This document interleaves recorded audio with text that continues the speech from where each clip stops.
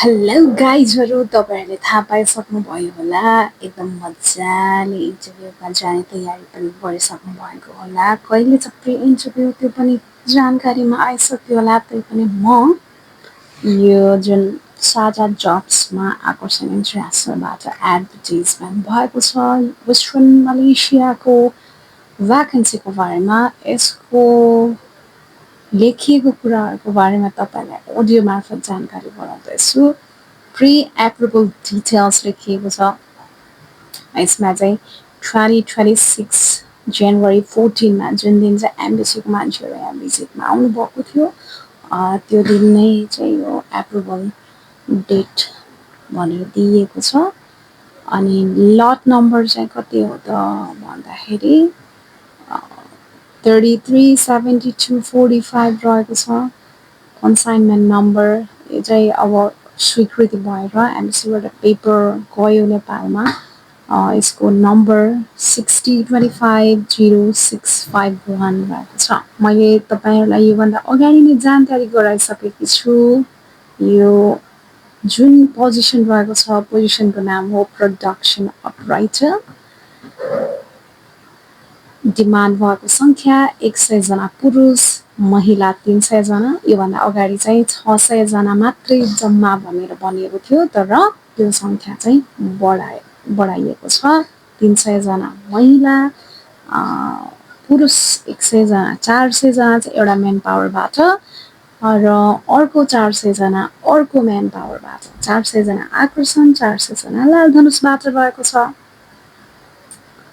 न्यूनतम योग्यता भनेर के लेखिएको छ न्यूनतम योग्यता कस्तो त अलिकति जुम गर्दाखेरि राम्रोसँग बुझिँदैन तर माथिपट्टि चाहिँ सायद यो अङ्ग्रेजी बोलचाल भनेको हुनुपर्छ है ब्लर भएर देखिँदैन नि त what's wrong with this education qualification चाहिँ अन्डर एसएलसी भनेर दिइएको छ मासिक तलब रिङ्गिटमा 1700 अनि नेपाली रुपियाँ 60,800 भनिएको छ यसमा अब 3574 यस्तैले हिसाब गरेको रहेछ यो अनि ओभरटाइम सुविधा चाहिँ छ भनेर लेखिएको छ यस कम्पनीको नियमअनुसार दिनमा 1.5 घन्टा ओटी हो त्यसपछि स्याटरडे 10 घन्टा ओटी हो स्याटरडे अथवा सन्डे प्रतिदिन काम गर्ने घन्टा 8.5 करेक्ट अनि हप्तामा काम गर्ने दिन 5 दिन तर ओटी 1 दिन हुन्छ पुरै होल डे 10 घन्टाको त्यही भएर 6 दिन हुन्छ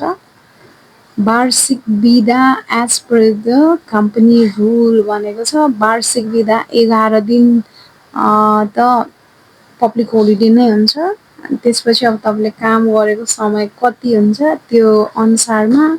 1 वर्षमा 10 दिनबाट स्टार्ट हुन्छ 2 वर्ष भयो भने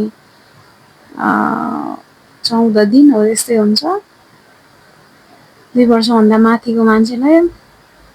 खाना सुविधा फुड फेसिलिटी छैन बस्ने सुविधा छ होस्टेल दिन्छ अनि करार अवधि 2 वर्षको भनेर लेखिएको छ अब तपाईँको यो सबै ब्लर आएर मजाले देखिएन कि कसरी चाहिँ यसलाई गर्ने होला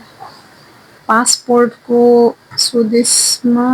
पासपोर्ट बनाउँदाको मूल्य अब तपाईँले भर्खर 6 महिनाभन्दा पछाडि मानौ यो भ्याकेन्सी अनाउन्समेन्ट भयो तपाईँले 6 महिनाभित्र अनाउन्स डेटको वरपर 6 महिनाभित्रमा बनाउनु भएको छ भने पासपोर्ट बनाएको पनि तपाईँ सेलेक्ट हुनुभयो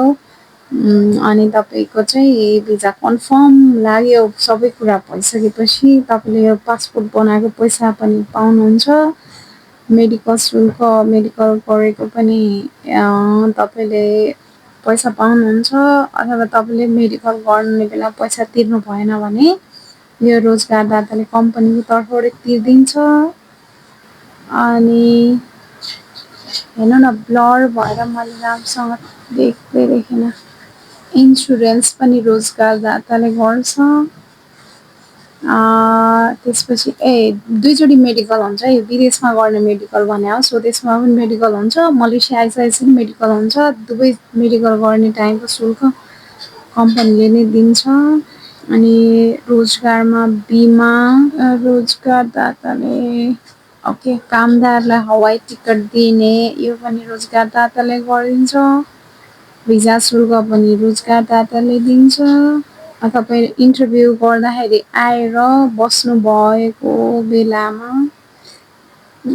होटल स्टेको पनि रोजगारदाताले दिन्छ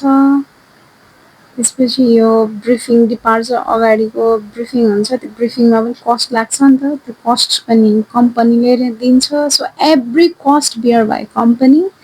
तपाईँले चाहिँ तिर्नु पर्दैन केही पनि पैसा जिरो कस्ट त्यही भएर भनेको हो दुईवटा वर्क सिफ्ट छ डे सिफ्ट र नाइट सिफ्ट यो पनि मैले भनिसकेको छु अगाडि नै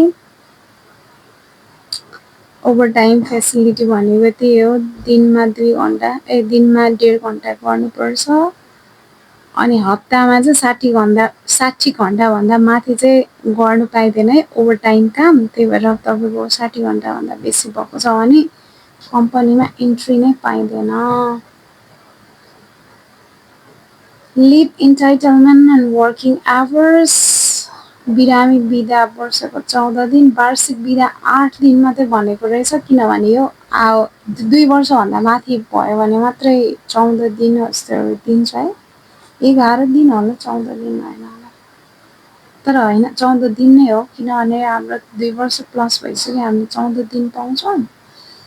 2 वर्षदेखि 5 वर्षसम्मकोलाई अनि अरूलाई चाहिँ 8 दिन दिँदो रहेछ तपाईँ बिरामी हुनुभयो हस्पिटलमा बस्नु पर्यो भने 1 वर्षमा 60 दिनसम्म चाहिँ पेड लिभ भनेको पैसा तपाईँको आइरहेको छ बेसिक स्यालेरी तर तपाईँले हस्पिटलाइज भएर बस्नु पर्यो यसको लागि चाहिँ त्यतिकै पेपर लिएर बिदा लिएर मात्रै हुँदैन हस्पिटलमै भर्ना भएर बस्नुभयो भने चाहिँ 60 दिनसम्म 2 महिनासम्म भनौँ न पैसा मजाले पाउनुहुन्छ पब्लिक होलिडे अघिले भन्यो 11 घन्टा की वर्किङ आवर्स भनेर पनि दिएको छ की working hours weekly limit the maximum of 45 hours 45 घन्टा रेस्ट डे अब 7 दिनमा 1 दिन त रेस्ट डे भइहाल्छ जसले पनि पाउँछ है जुन दिन पनि पर्न सक्छ डिपार्टमेन्ट अनुसार तर प्रायको सन्डे चाहिँ पर्दैन रेस्ट डे नै हुन्छ सन्डे ओके कुराहरू यस्तै भएको छ मजाले इन्टरभ्यू गर्नुहोस् तपाईँहरूलाई wish you all the very best केही कुराहरू जानकारी लिनु परेमा सम्पर्क गर्नुहोला म यहाँनिर डिस्प्लेमा देखाइदिन्छु यो दुईवटा मेन पावरको सम्पर्क ठेगाना अनि अब मेन कुरा त इन्टरभ्यू प्री इन्टरभ्यू कहिले हुँदैछ भन्ने कुरा पनि हेर्नु पर्यो नि त होइन प्री इन्टरभ्यूको डेट कहाँनिर दिएको छ माथि तल दिएको छ छनौट अभिमुखीकरण मिति 1 मार्चदेखि 6 मार्चसम्म कार्यालय परिसरमा भनेर भनेको रहेछ आज 3 भइसक्यो अनि त्यसपछि only successful candidates will be moved to pre-interview stage 3वटा स्टेज रहेछ यो स्क्रिनिङ ओरिएन्टेसन पनि रहेछ त्यसपछि बल्ल प्री इन्टरभ्यू रहेछ है प्री इन्टरभ्यू मार्च 7 गते भनेर भनेको रहेछ फाइनल इन्टरभ्यू 22, 23, 24 जनवरी जुन चाहिँ 8, 9, 10 मार्चमा पर्ने रहेछ 22 यहाँबाट मान्छे त 20 तारिकमा जाने भन्नुभएको छ 21, 22 नट स्योर है अब यहाँनिर एडमा त त्यही भनेको छ अगाडि नै पनि भयो भने पनि अब यहाँबाट 20 तारिकमा आउने भने चाहिँ केही चेन्जेस लास्ट मिनेट भयो भने थाहा छैन नत्र यस्तो हुने रहेछ okay thank you very much गाइजहरू